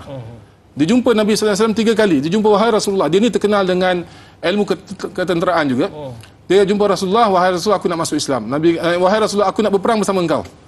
Rasulullah kata, aku tidak akan minta pertolongan daripada orang musyrik. Dia jumpa sekali lagi dengan Nabi SAW, wahai Rasulullah, aku nak ikut perang. Aku walaupun kafir, tapi aku benci orang kafir Mekah Quraisy ni sebab dia memerangi engkau. Rasulullah kata, aku tak terima orang musyrik dalam kumpulan tentera aku. Dia jumpa kali ketiga lagi, wahai Rasulullah, aku nak masuk Islam. Barulah dia masuk Islam dan Nabi SAW terima dia untuk menyertai bersama. Baik. Itu sebelum perang. Maksudnya dalam waktu peperangan tu. Kemudian selepas peperangan, walaupun secara khususnya tak ada yang masuk Islam waktu perang tu, tetapi melalui peperangan Badar ini, kemenangan dan Badar ini, orang-orang kabilah-kabilah Arab di keliling Mekah dan Madinah dah mula respect dengan Islam. Masya-Allah. Menyebabkan akhirnya mereka banyak menyebelahi Nabi SAW. Macam kita buat contoh tadilah, JDT lawan Liverpool lah contohnya. Dia tak sokong mana-mana pun, tapi dia kata confirm JDT kalah lah kan. Liverpool confirm menang lah contohnya ni. Kan? Tiba-tiba JDT menang 10-0 lah tu. Liverpool kalah. Liverpool kalah 0. Seronok betul saya. Kan? Contoh lah tu, buat contoh JDT kan. Jadi begitulah orang yang tak sokong mana-mana pun ni, yang tengok pun tiba-tiba jadi sokong Nabi SAW. Dia jadi sokong Islam sebab hidayat ni. Dan akhirnya bila tawanan-tawanan perang yang 70 orang ditawan balik ke Madinah, mereka pun telah banyak terkesan dengan Islam.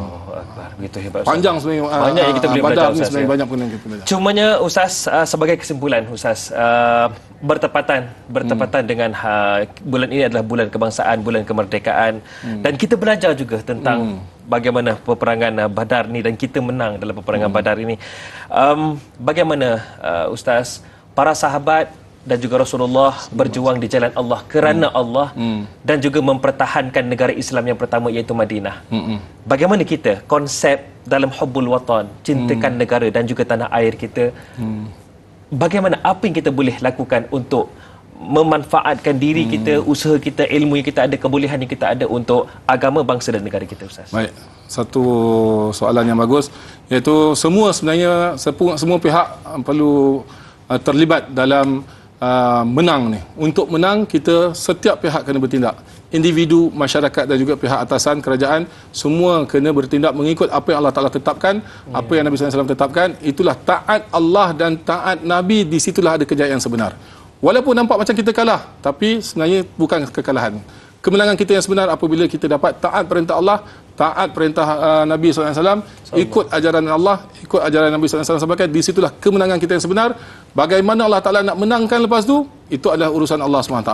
Sama ada melalui peperangan, sama ada melalui ekonomi, sama ada melalui apa sahaja pendidikan dan sebagainya, Allah Ta'ala akan aturkan, in tansurullah yansurkum wa yuthabbit aqdamakum. Kamu bantu agama Allah, Allah akan bantu kamu dalam apa sahaja sudut, apa sahaja bahagian. Allahu a'lam. Subhanallah. Itu dia satu pesanan yang sebenarnya terkesan pada diri saya sendiri juga sebenarnya. Baiklah Ustaz, mungkin sebagai memurnikan program kita pada pagi ini, tanya Ustaz pada pagi ini, doa daripada Ustaz, silakan Ustaz. Bismillahirrahmanirrahim. Alhamdulillahirabbil alamin wassalatu wassalamu ala sayyidil anbiya'i wal mursalin wa ala alihi wa sahbihi ajma'in. Allahumma hdina wahdi bina wahdina sajami'a. Allahumma ij'alna sababan liman ihtada. Allahumma arinal haqqa haqqan warzuqna ittiba'ah wa arinal batila batilan warzuqna ijtinabah. Allahumma habib ilaina al-iman wa zayyinhu fi qulubina wa karrih ilaina al-kufra wal fusuq wal 'isyan. Allahumma ij'alna minar rasyidin. Allahumma istakhdimna li khidmati din nabiyyika Muhammadin sallallahu alaihi wasallam. Allahumma arzuqna mutaba'ata nabiyyika Muhammadin sallallahu sallallahu alaihi wasallam. Allahumma hdi ummat Muhammadin sallallahu alaihi wasallam. Allahumma aslih ummat Muhammadin sallallahu alaihi wasallam. Rabbana atina fid dunya hasanatan wa fil akhirati hasanatan wa qina adzabannar. Wa sallallahu ala sayyidina Muhammad wa ala alihi wasahbihi wasallam. Subhana rabbika rabbil izzati amma yasifun wa salamun alal mursalin. Alhamdulillahirabbil alamin. Amin ya rabbal alamin. Terima kasih kepada Al-Fadhil Ustaz Nur Effendi Hamid kerana sudi bersama dengan kami pada pagi ini. Dikabarkan kalau penonton nak ke TikTok Ustaz Nur Effendi pun ada sekarang ya. Boleh dapatkan banyak info bersama dengan Al-Fadhil Ustaz. Terima kasih Ustaz. InsyaAllah kita akan bersama lagi Ustaz ya. Jangan lupa esok para penonton sekalian akan bersama dengan sahabat saya Dai Aiman, yang mana kita akan bicarakan tentang topik kita munakahat. Suami rupanya Allahumma salli wa tak nampak pula tu ya. Tapi tak apalah. Rupanya gay. Astaghfirullahalazim. Tapi tak apalah, pencerahannya esok. Tapi saya tak adalah macam itu ya para penonton sekalian ya. Bersama dengan panel kita Al-Fadhil Ustaz Muhammad Radhi Rejab. Baiklah para penonton sekalian, zaman dahulu Rasulullah, para sahabat dan orang-orang beriman berperang menggunakan pedang. Jadi jika ada yang menyatakan Islam itu ganas, lihat dalam Al-Quran. Berapa banyak perkataan yang menyatakan soyuf ataupun pedang. Jawapannya ialah kosong. Sebarkanlah Islam, agama kesejahteraan. Assalamualaikum warahmatullahi wabarakatuh.